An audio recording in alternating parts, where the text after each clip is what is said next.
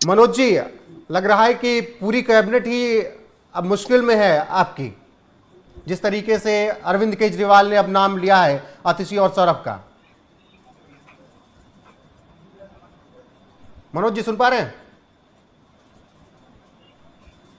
जी जी। अगला नंबर क्या लग रहा है? देखो, ये तो भारतीय के लोग बताएंगे अगला नंबर क्या लग रहा है। सारे षड्यंत्र तो भारतीय जनता पार्टी के हैं।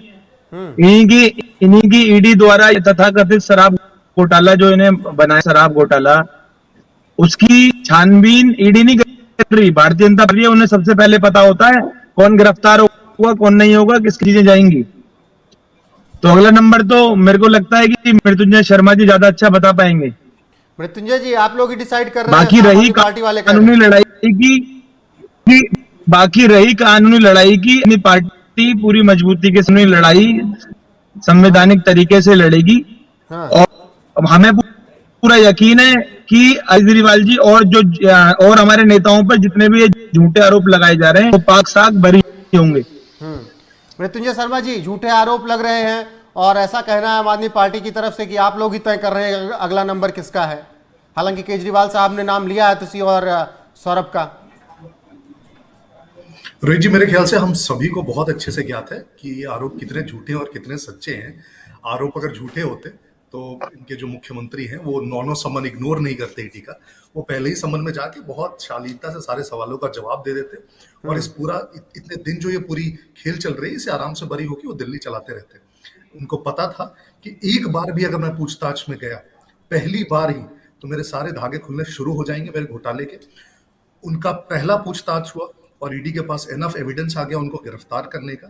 और अब देखिए, आज भी उनको फिर से 15 दिनों की न्यायिक हिरासत में भेजा गया है। अगर वो इतने पाक साफ होते तो कम से कम कोर्ट्स ने उन्हें राहत दी होती। जांच एजेंसी की तो बात की बात है। दूसरी चीज, जैसा मनोज जी कह रहे हैं, सौरभ जी का या आतिशी जी का नाम किसी भाजपा वालों ने नहीं लिया है और अभी तक ये अनवेरिफाइड न्यूज है। लेकिन यही मीडिया में अभी भी सुनने को मिल रहा है कि अरविंद केजरीवाल ने साफ साफ कहा है कि विजय नायर से मेरा कुछ लेना देना नहीं था, ये दोनों उससे डील करते थे। तो अब बात यहाँ पे बेसिकली आ गई है, सभी अपने अपने को बचाने का प्रयास कर रहे हैं। अभी तक क्या हो रहा था, जब तक मनीष सिसोदिया सिर्फ अंदर थे, जब तक संजय सिंह सिर्फ अंदर थे, तो अरविंद केजरीवाल अपने आप को सेफ महसूस कर रहे थे। उन्हें लग रहा था कि ठीक है, हमारे ये सैनिक तो जा रहे हैं लेकिन राजा अभी तक सेफ है। अब जब उनपे खुद पे आन पड़ी है और उन्हें दिख रहा है कि अगर मैं इन सवालों का जवाब नहीं दूंगा तो सीधे सीधे मैं इम्प्लीकेट होऊंगा। और नहीं, अब तो मनीष सिसोदिया और संजय सिंह की बात भी नहीं हो रही, केवल बात हो रही है अरविंद केजरीवाल को लेकर। उनको कोई याद भी नहीं कर रहा है, ना आम आदमी पार्टी के नेता, ना सुनीता केजरीवाल, ना कोई। पंकज प्रसून जी, अब क्या लग रहा है, आतिशी और सौरभ की मुश्किलें बढ़ेंगी? उन्होंने तो कह दिया भाई मेरा कोई लेन देन नहीं था, मैं नहीं जानता विजय नायर को सीधे तौर पर। नहीं रोहित, देखिए, ईडी ने आज कोर्ट में दावा किया है अरविंद केजरीवाल के हवाले से कि अरविंद केजरीवाल ने उन्हें बताया कि जो विजय नायर हैं वो अरविंद केजरीवाल को नहीं बल्कि आतिशी और सौरभ भारद्वाज को रिपोर्ट करते थे। और मुझे ऐसा लगा कि अरविंद केजरीवाल वहां पे मौजूद थे, उनके वकील वहां मौजूद थे, तो वो ऑब्जेक्ट करते कि भाई मैंने ऐसा नहीं कहा है।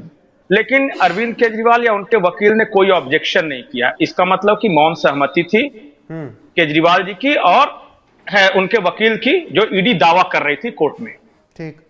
तो अगर आतिशी और सौरभ रिपोर्ट कर रहे थे विजय नायर, मैं मान लेता हूं केजरीवाल जी की बात ही, तो यहीं से सवाल खड़ा होता है कि आखिर आतिशी और सौरभ भारद्वाज को केजरीवाल जी ने क्यों फंसा दिया, क्योंकि इस घोटाले में उनका तो कहीं नाम नहीं था।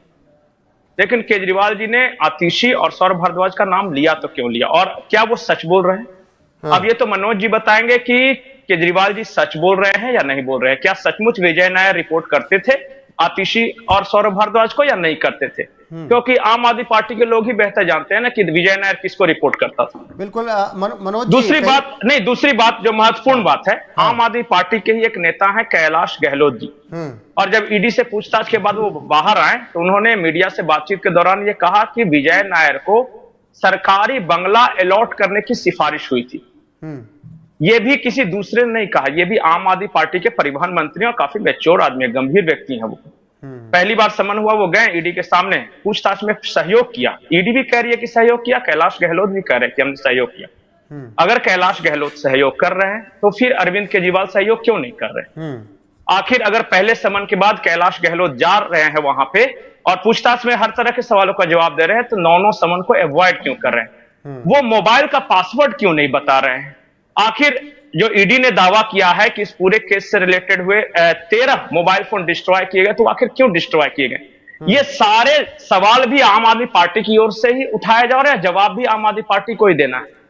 बिल्कुल मनोज अब जी, ये मनोज जी बेहतर बता सकते हैं कि कैलाश गहलोत सही बोल रहे हैं, अरविंद केजरीवाल आतिशी के बारे में सही बोल रहे हैं, सौरभ भारद्वाज के बारे में सही बोल रहे हैं, या फिर ईडी गलत बोल रही है?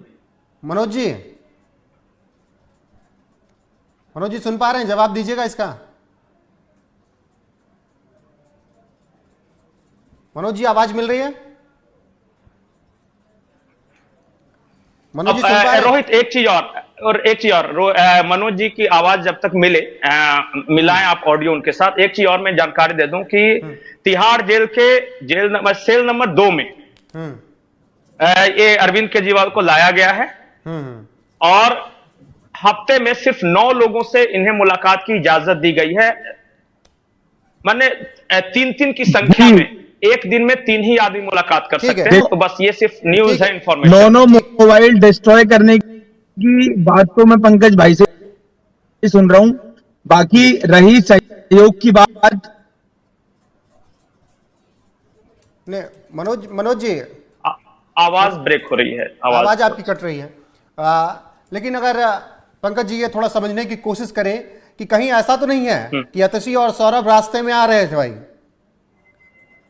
देखिए वो अगले सवाल का जवाब है। पहले तो मैं ये जानना चाहता हूं कि केजरीवाल ने आतिशी और सौरभ का नाम क्यों लिया, या फिर कैलाश गहलोत ने ये क्यों बताया कि विजय नायर को सरकारी बंगला अलॉट करने की कोशिश की गई थी? ये तो कोई बाहर का आदमी नहीं कह रहा है ना, ये तो आम आदमी पार्टी के लोग ही कह रहे हैं।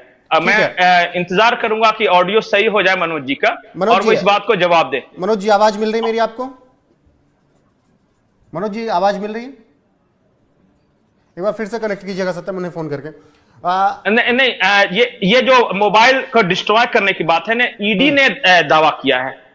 ईडी ने बताया है कि देखिए कुछ ये पूरे घोटाले से जुड़ा हुआ मैं बोल रहा हूं, अभी की बात नहीं कर रहा हूं। अरविंद केजरीवाल पर जो आरोप है, जो ईडी ने कहा है, वो ये कहा है कि ये अपने पुराने वाले फोन के बारे में जानकारी नहीं दे रहे हैं और जो मौजूदा फोन है उसका पासवर्ड नहीं बता रहे। हाँ बिल्कुल।